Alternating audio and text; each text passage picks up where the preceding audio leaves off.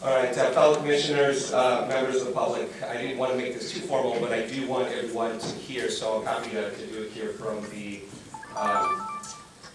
podium here. The purpose of this agenda item was really to give an update on the work of the Ad Hoc Committee on Immigration, but also to jumpstart a discussion.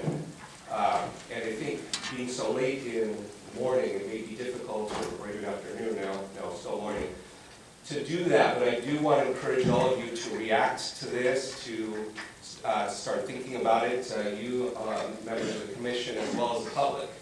Because what I'm going to describe is really a process that has resulted in some very preliminary This is the Los Angeles recommendations. County Sheriff's Commission Immigration Ad Hoc Committee Chair. Is that, well, let me go back and start giving some of the history. So, January 10th, 2017, so a little bit over a year ago, the Board of Supervisors passed a motion directing us, when we got started, to look at whether the LA Sheriff's Department was adhering to its own policies on the issue of cooperation with ICE, and that we, as a body, make recommendations, any other recommendations on this issue.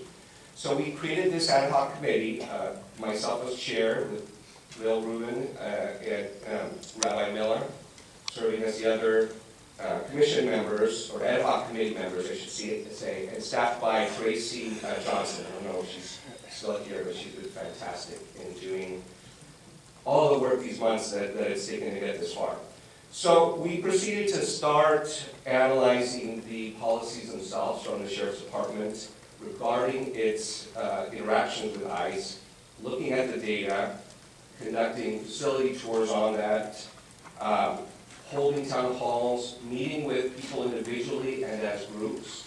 And I have to say, I've been a civil rights advocate for many years, but I have to say how stunned I was by the ferocity and the strength of feeling that has been expressed by members of the public on this issue. But that just goes to show how important it is to everyone here in LA in particular.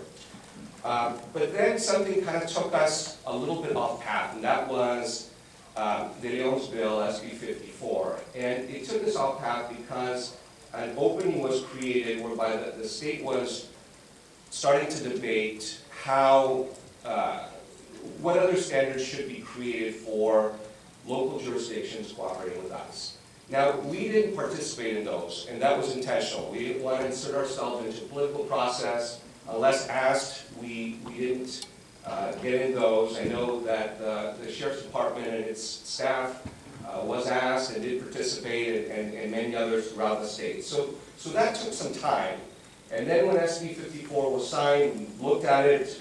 We haven't had a chance to have all the discussions for county council that we like, but we've started to get feedback from the Sheriff's Department, and we had a very productive meeting under Sheriff LaBerge. Thank you for participating in that recently with Sheriff McDonald and the entire staff. I think that was very helpful, and we're still digesting the feedback that she gave us, and so that's why all of this is preliminary, and why we didn't want to rush to issue some report without really not only having the opportunity to analyze that, but hold further meetings, town halls, etc., to be able to get feedback from the community. So, some preliminary sort of findings or views that we have.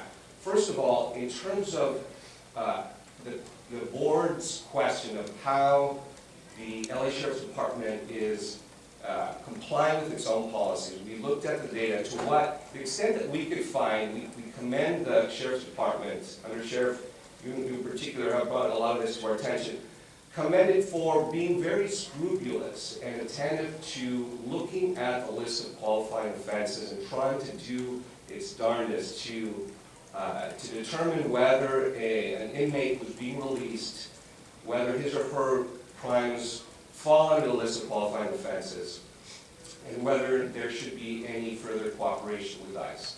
So we looked at that, and I think that will certainly go in our report. Later, the finding that I think the LA Sheriff's Department has done, like I said, its utmost to try to comply with its current policy, which is essentially, not to simplify, but to put it in a nutshell, to comply with a request for a voluntary transfer of an inmate who has finished his or her sentence, only if the offenses fall within the Trust Act, and to look at the file and to do an analysis of that. So having said that, though, when we look at SB 54, sometimes people have asked us, well, isn't that the end of the discussion? Shouldn't that just be the end of the story because the legislature and the governor have spoken? But SB 54, and this is important for everyone to know, is a floor, not a ceiling. It says specifically that responses are, quote, responses are never required, but are permitted.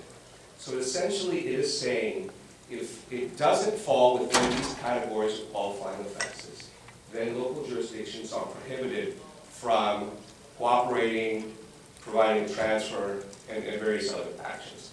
But it doesn't say that, or prohibit agencies from going farther than that. And so that's where our ad hoc committee, again, very preliminarily, urged the commission to start thinking about whether LA can be a leader in doing more. And so we came up with several recommendations that try to do just that. And again, not based on any dissatisfaction with the LA Sheriff's Department's performance vis-a-vis its own policies. Not at all. Nothing could be further from the truth. But rather to say, based on what we've heard as a body that's a civilian oversight commission trying to give its best advice on what the policy could be in terms of protecting public safety. These are some of the recommendations that we are tentatively proposing. So the first is the principle that Sheriff's Department not honor the detainers from ICE unless required by state or federal law. Oh. And what that means there is that there's a process of warrants that would obligate the Sheriff's Department to cooperate and to effect a transfer. When the law requires it, absolutely. There's no suggestion that the Sheriff's Department not follow the law. But unless that happened, this first recommendation would say that LASD shouldn't honor detainers or provide voluntary transfers unless it's required to by law. So that's the first. The second is that the Sheriff's Department not disseminate information about release status or other confidential information to ICE, again, unless required by state or federal law. Not to go beyond what is required there. And in a similar vein, a sort of ancillary recommendation would be not to provide more information to ICE than is available to the public. If provide it to the public, if everyone has equal access to it, that's fine, but not to give ICE sort of first look or privileged information about that. The fourth point would be to, and this is similar to the, and I neglected to mention that the Inspector General did a lot of work on this and issued some very good recommendations, so thank you, Mr. Inspector General Huntsman, on this. We looked at those, and this next one is in line with that, which is that LA Sheriff's Department should continue to ensure that all departmental operations are consistently reviewed and updated in accordance with the law, so that there's a process for making sure that any changes are incorporated. The fifth is one that we received also very good feedback from the Sheriff's Department recently about the development of an immigration information web link for posting other links on resources, on forms, on other information. I think the department has started to do that, so I think this might be just a development of that. The sixth relates to an issue that we heard a lot of testimony about, and that deals with putting aside the issue of detention and transfers. What should the role of the LA Sheriff's Department be vis-a-vis requests for assistance in the field? And now we're not talking about task forces. Joint task forces are different, they're information sharing. These recommendations are expressly not aimed at that, but they're aimed at those requests for assistance, for backup. And the gist of the recommendation would be that the LASD not provide assistance for, routine operations lacking exigent circumstances. So there are many where lives are at stake, there are hostages or others, there's a request for backup from ICE on something that is separate, and I think that would be allowable under this. But what we, based on what we've heard, would urge that the LASD avoid, and I think that they have for the most part, it is responding to requests for backup or assistance from ICE on sort of operations that lack those exigent circumstances. And then our seventh is also reporting. It's consistent with SB 54. It goes a little bit further, talking about annual reports to the DOJ and monthly reports. A lot of what the reporting is required that be made available on a website. Our eighth recommendation here really relates to the Inmate Reception Center. When we went and looked at the facilities, we were, and to be honest, disturbed that there was, at least as of the date that we were there, separate facility, desk, bench that was there for ICE to use. And so I think based on what we've heard, one of the thoughts that we would want you all to think about is whether LASD really should be giving prioritized access or any access to ICE inside its inmate reception center to be able to have a laptop or those things, because others won't, and even us members of the commission don't have unfettered access to the IRC, but ICE can go in and out there, and we thought that was problematic. Oh, that's great. And finally, the last one is something directed to the board, and this is just a thought in terms of programmatically what can be done.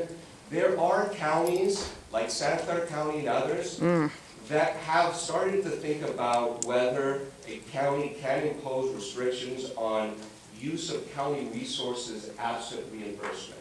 And the idea came from the realization that, as we learned, the LASD spends quite a bit of money.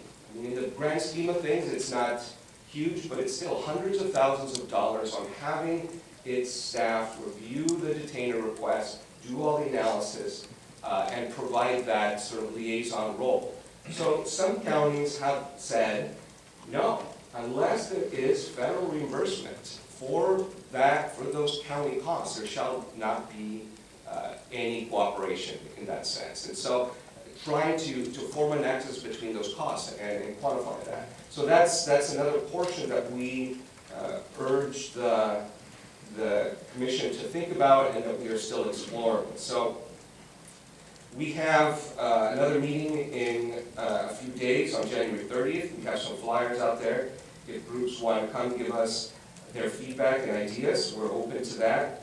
And like I said, this is going to be part of an evolving process, and I want to give thanks again to Leila and Rabbi Miller for their work on this, and to Tracy Johnson, and see if they have anything to add to my report on this. Yes, thank you.